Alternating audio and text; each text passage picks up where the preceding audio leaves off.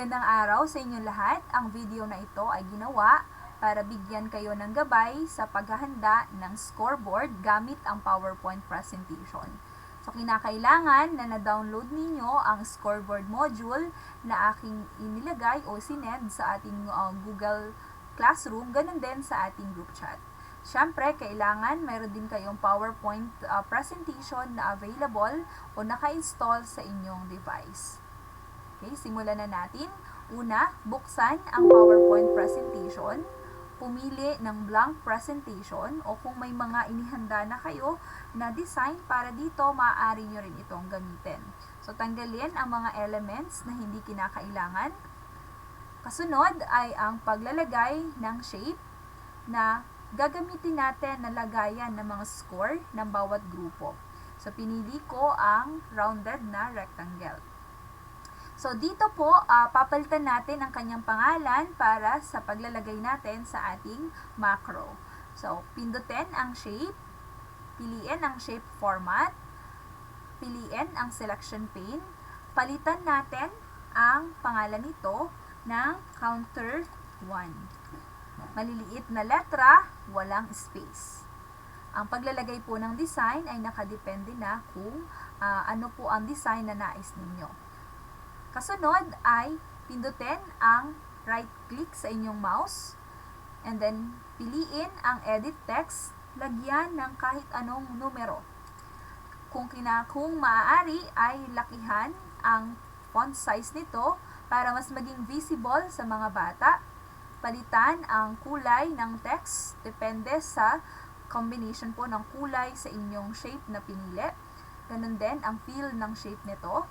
Ang bilang naman ng character na pwedeng ilagay sa loob kung sakali na 2 digits ang pinakamalaking score na makukuha ng inyong mga bata sa activity na inyong gagawin, siguraduhin na kasya po ang 2 digit na number.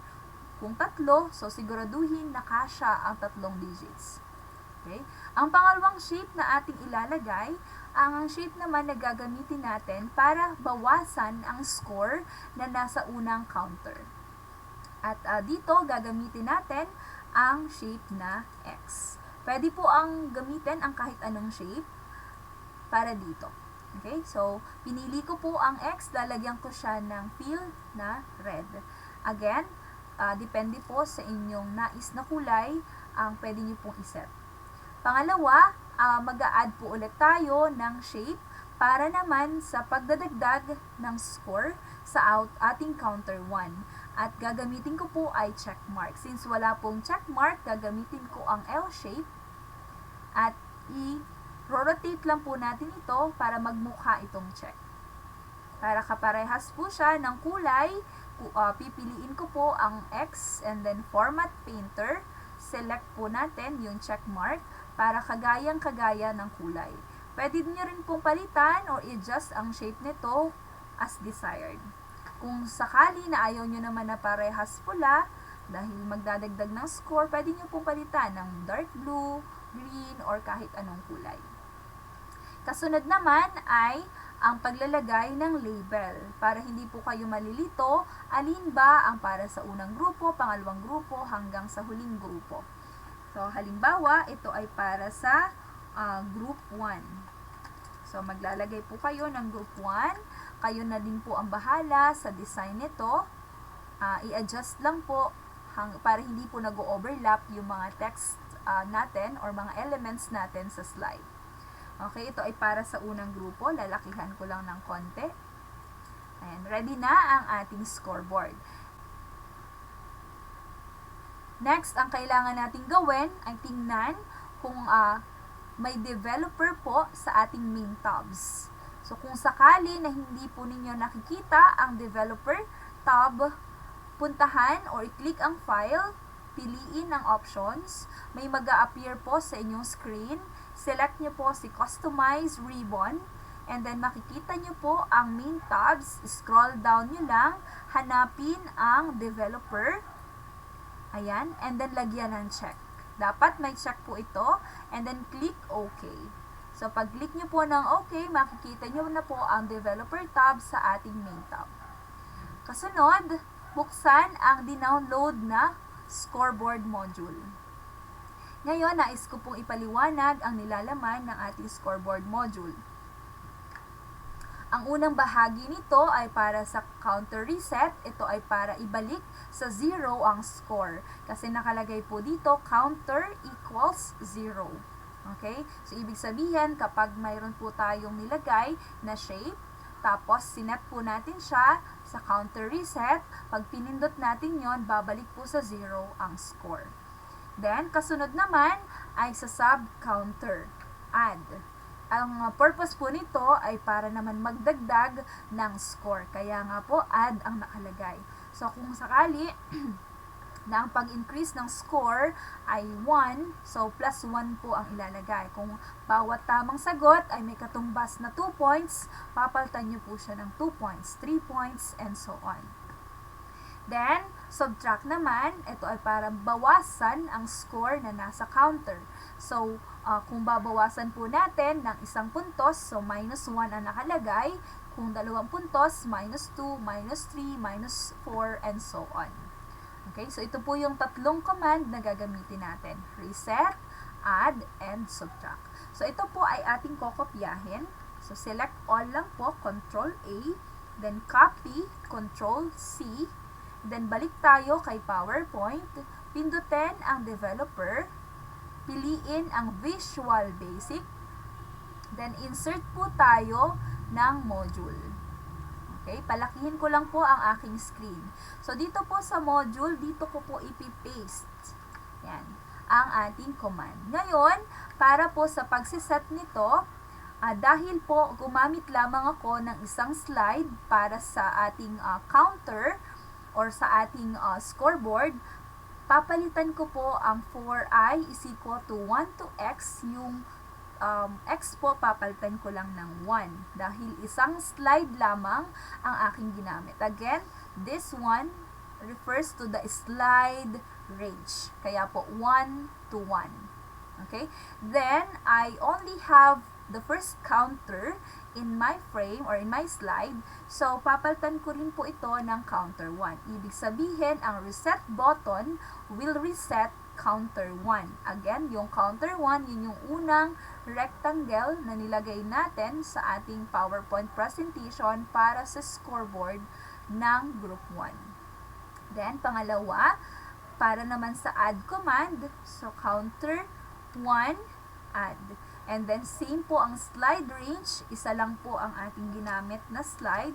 So, change x to 1. Then, set counter for counter 1.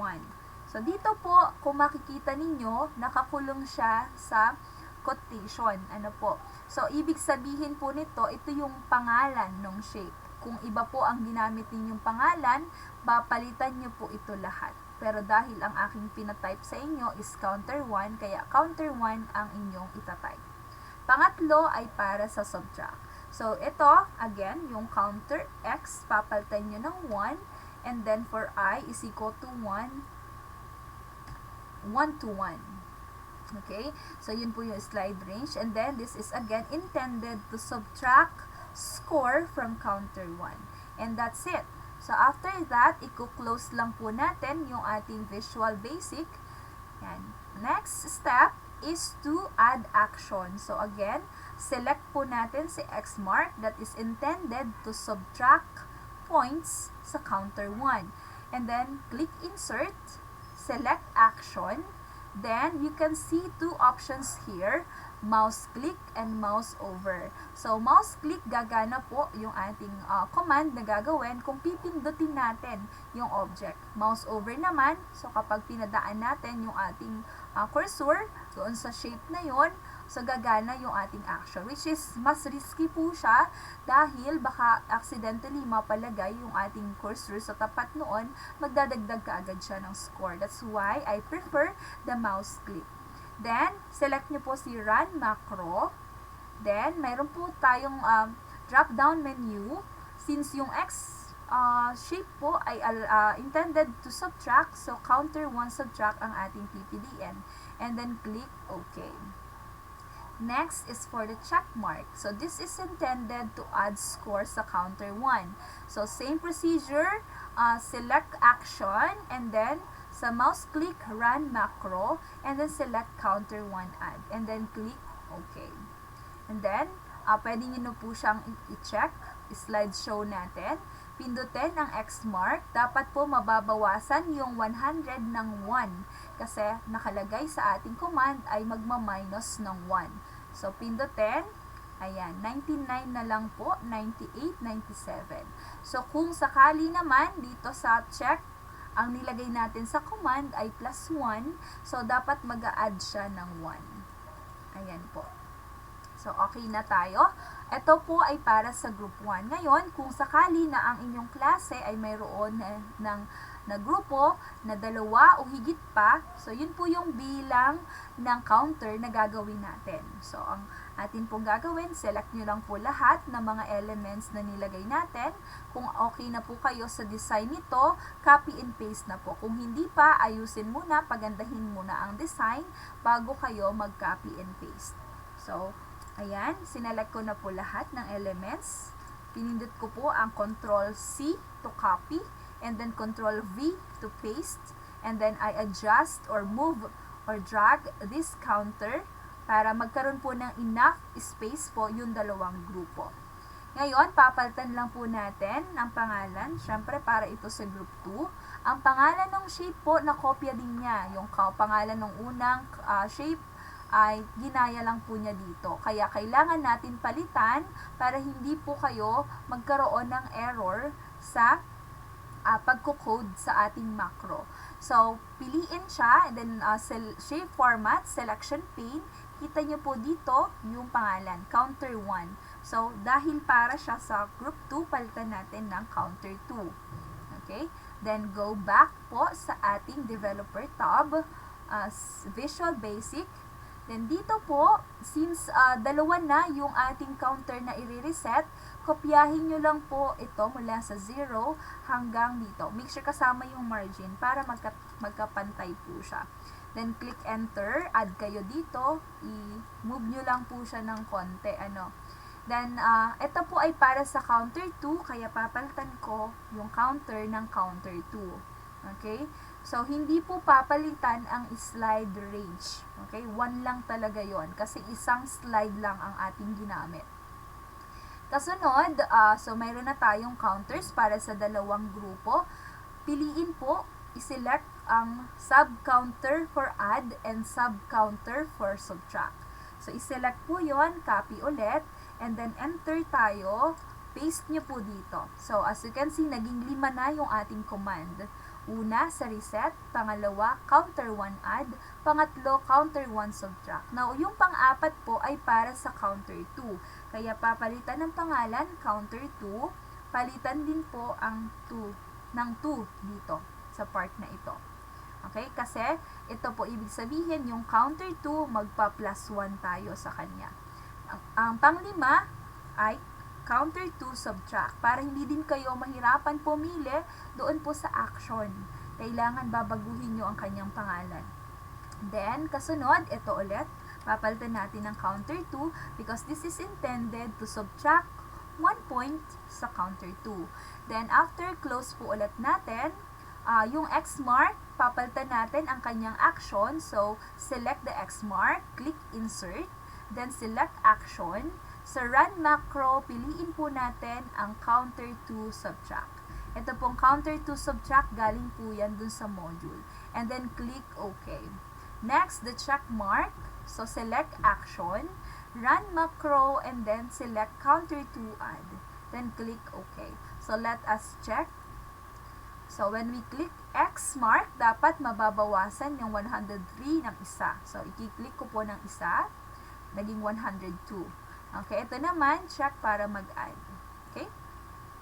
Kasunod, kung kayo po ay may higit sa 2 na grupo, paulit-ulit lang po yung procedure na gagawin. Okay? Papalitan or dadagdagan yung reset. Palitan nyo lang po ng pangalan ng counter.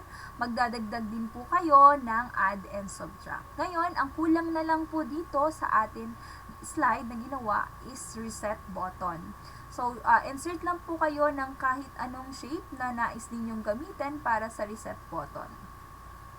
Okay, kayo din ang bahala kung anong gusto nyong text na ilagay. Ang importante lang po talaga dito ay yung shape na ilalagay natin. Okay? So, right-click nyo lang po yan. Lalagyan nyo ng pangalan. Okay? Let's say reset. Kayo din ang bahala sa design, kung anong kulay ang nais ninyo. Okay? Then, punta kayo sa insert. Select nyo si action, run macro, and then counter reset. Okay na po. That's it. Then, when we click the slideshow, tapos pinindot nyo po yung reset, magbaback to 0 po ito. Okay? So, pindutin natin ang reset. Okay na. So, that's it. Ngayon, kung sakali na higit sa dalawang grupo ang lalagyan natin ng counter, uulitin lang po yung process na ginawa natin kanina. Dadagdagan ang reset counter, ganun din ang add and subtract. So, siguraduhin lang na magkakaiba ang pangalan ng counter para hindi kayo malilito sa paglalagay ng code doon po sa ating macro. Okay? So, yun lang po and maraming salamat.